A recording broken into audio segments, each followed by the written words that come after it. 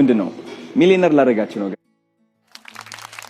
akkuma dhageessan ሚሊዮነርስ isin gochuufan dhufe jechaa jira kan kireet ta'edha jechuudha.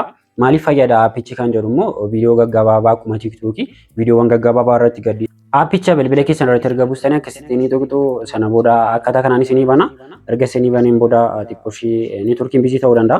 Sana booda kana waa'ee aappii tokko waan baay'ee taasifamaa jira tiktook akkasumas immoo yuutuubii waan adda addaa irratti waa'ee aappichaa taasifamaa jira. Aappiin haaraan tokko Itoophiyaa keessatti kireet ta'ee jira jechuudha. Aappiin namootaaf qarshii kaffalu yookaan immoo namoota baay'ee miiliyoonera gochuufan dhufe jechaa jiru tokko jira. Aappicha akkamitti jalqabna akkasumas immoo aappicharraa akkamitti galii arganna kan jedhu dursamee viidiyoo tokko isinitti argisiisu namoonni baay'een argitanitti yoo yaada namoota hin argineef garuu viidiyoo tokko isinitti argisiisa. ታውሳላችሁ ትልቅ ተአምር ይዤ እየመጣው ነው ያልኳችሁ ቀን ያ ትልቅ ተአምር እንግዲህ ዛሬ ነው። ይህ ተአምር ምንድነው? ሚሊዮነር ላደርጋችሁ ነው። akkuma dhageessan ሚሊዮነርስ isin gochuufan dhufe jechaa jira Adoonaayi. Tolee kan biraas viidiyoo kan biraas nutti argisiisu. Kuno asitti immoo akkuma argaa jirtan bakka miidiyaawwan gurguddaan ሲድሮ አፕ ማለት ለኢትዮጵያውያን የተሰራ ነው። ቲክቶክ በጣም ሰልችሽ ነው ለኢትዮጵያውያን። እኛ የሚያስተውለንም አይመስለኝም። ቪዲዮ ስንለቅ ቲክቶክ ምንድነው የሚያደርገው መሰላችሁ? የብዙ ነጮች ቪዲዮዎች ጋር ቀላቅሎ ነው እና ኩኑ akkuma argitan jechuudha. Akkuma asirratti argaa jirtan Sidroo aappii jedhama. Aappiin kun aappii Itoophiyaanotaan hojjetamedha jechuudha. Kanaaf aappiin kun kireet ta'eeti gadhiifamee jira.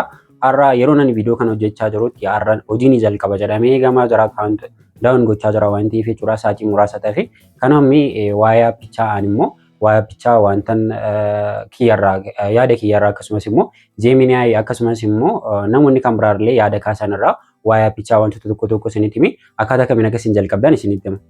Hunda dursuudhaan garuu wanti isinitti himu tokko jechuudha. Namoonni baay'een hojii onlaayinii yoo jedhamu wantoota akkasii qarshiin irraa argama wanta akkasii yoo jedhamu keessattuu amma Itoophiyaanotaan hojjetame wanta jedhameef namoonni baay'een mootummaatu nu hordofuudhaaf wantoota akkasiitiif aappii kana uume namoonni jechaa jirtan jirtu. Normaalii mootummaan nu hordofuu barbaade aappii kana uumuun isa irraan eegamu lakkoofsa bilbilaa nuti fayyadamnu qofaan wantoota nuti fayyadamnu hunduma hordofuu danda'a jechuudha. Kuni karaa salphaadhaan jechuudha. Kanaaf isa kana shakkisa kanaan isaa normaalii aappiin kun wantoota nuti fayyadamnu wantoota namoota kireet godhaniif aappiin kun namoota dhuunfaatiin kireet ta'e waan ta'eef namoota kanaaf dabarsee kenna. Namoonni kun immoo namoota kan biraatiif dabarsanii kennu kan jedhamu normaalii shakkuu dandeessu. Kanaan alatti garuu mootummaan nu hordofuuf uumee waan akkasii jechuu osoo dhiistanii gaariidhaami. Waa'ee aappichaa Jeeminaayi gaafachuudhaan kanaan argadde isinillee gaafachuu dandeessu. Akkamitti akkan argadden isinitti himamee isinitti argisiisaa jechuudha. Jeeminaayi gaafannu walumaan jechuudha. Tolee aappicha eenyutu kan jedhurraan akkasii jechuudha. Jeeminaayi gaafachuudhaani aappichi kan amma ittiin beeksifamaa jiru Adoonaayi fi Qiddusiin sirriitti beeksifamaa jira jedha. Akkasumas immoo kan ittiin dhaabbata Infinity Software Service PLC jedhamuun kan uumame yookaan immoo kan uumamedha yookaan kan kireet ta'edha jechuudha. Maaliif fayyada aappichi kan jedhu immoo viidiyoo gaggabaabaa akkuma tiktookii viidiyoowwan gaggabaabaa irratti gaddisuudhaan maallaqa argachuudhaaf nu gargaara jechuudha. Gama maallaqaatiin namoonni giiftii nu kennuu danda'u. Giiftii garaagaraallee qarshii Itoophiyaatiin bitanii nu kennuu danda'u jechuudha. Akkasumas immoo beeksisa yookaan immoo dhaabbilee daldalaa qabeenya isaanii beeksisuu ni fayyada jechuudha. Beeksisawwan garaagaraallee irratti kan hojjechuu dandeenyu jechuudha. Akkuma tiktook irratti namoonni amma tiktook irratti normaalii Itoophiyaa keessatti viidiyoodhaan hin kaffalu. Aappiin kun garuu viidiyoodhaan nan kaffala jechaa jira. Viidiyoo nuti gaddisnu nan kaffala jechaa jira jechuudha. Giiftiidhaan alatti kan biraa kallattiidhaan giiftii qarshii Itoophiyaatiin teeleebirrii yookaan immoo baankii Itoophiyaatiin binnee namootaaf giiftii kennuu dandeenya kallattiidhaani. Akkasumas immoo namoonni illee doolaaraan illee nu kennuu danda'u jechuudha. Akkuma doolaaraan bitanii akkuma tiktook jechuudha. Namoonni kallattiidhaan nu kennuu danda'u jechuudha. Aappii kanarratti kan biraa akkamitti hojjetama kan jedhu aappicha irratti normaalii buuftaniitidha kan isin fayyadamtanii. Aappii stoorii pilee stoorii irra jira. Lamaan isaanii irra jira. Of eeggannoo nuti gochuu qabnu jechuudha aappicha irratti. Maaliif haaraadha? Kanaaf odeeffannoo keenya dabarsinee kennuu qabnu jechuudha. Ititii yookaan daataa keessan sirriitti dhokfachuu qabdu jechuudha. Kan biraa maal gochuu qabdu? Akkuma Jeeminaayi yookaan ChatGPT gaafatte jechuudha. Amma isinii danda'ametti aappiin kun haaraadha waan ta'eef amma isinii danda'ametti paaswoordii kan biraatti fayyadamtan asirratti hin fayyadamina. Paaswoordii garaagaraa fayyadamaa jechuudha. Kan biraa qarshii guddaa irratti hin galchina jechaa jira jechuudha. Jeeminaayi ganaa aappii haaraa waan ta'eef ammas qarshii guddaa keessattuu namoonni giiftii namaa kennuudhaaf qarshii keessaniin giiftii bittan qarshii gurguddaadhaan giiftii MBT'na amma isinii danda'ametti ofii odeeffannoo keessanis dhokfadhaa normaalii odeeffannoo keessan baaftanii ni gadhiistu jedhee yaadu garuu namoonni kana gochuudhaaf yaadanis immoo odeeffannoo keessan sirriitti dhokfadhaa imeelii haaraadhaan fa'aa osoo bantanii gaariidha imeelii haaraa kireet gootanii osoo bantanii gaariidhaan isiniin jedha kan biraa baay'een shakkiinaa fi wantoonni akkasii yeroo dhufanitti baay'een shakkiinaa hojiidha waan ta'eef normaalii hojii jedhamee erga dhufame immoo yaaluudha wanta ta'uu qabu jechuudha. Innaan kana caalaa waa'ee aappichaa waan baay'ee haasa'uun barbaadanii normaalii inni ilaalla waan ta'eef aappichi haaraan jalqabama.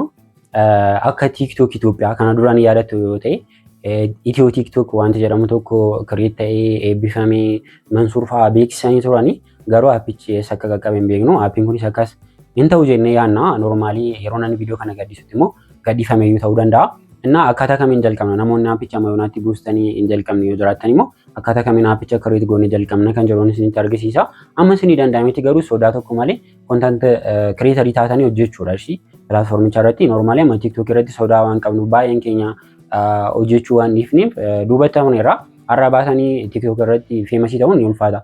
Yeroo jalqabaa sana garuu ni salphata ture jechuudha. Aappiin kunis ganaa namoota 100,000 bu'ee jira.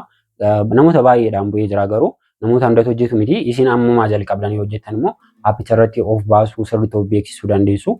Kanaaf amma isinii danda'ametti aappicha yeroo jalqabetti jechuudha. Amma dandeessanitti baatii hojjedhaa wanta shakkii tokko malee jechuudha.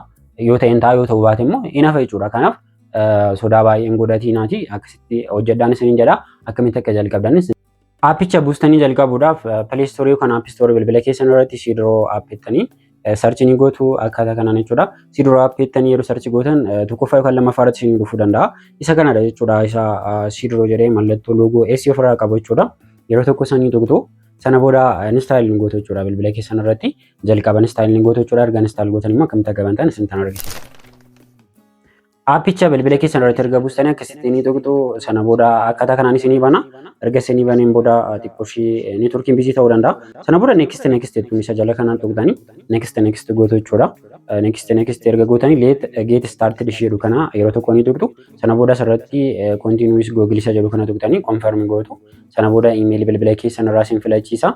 Imeelii keessan ni galfattu jechuudha bakka kanarratti.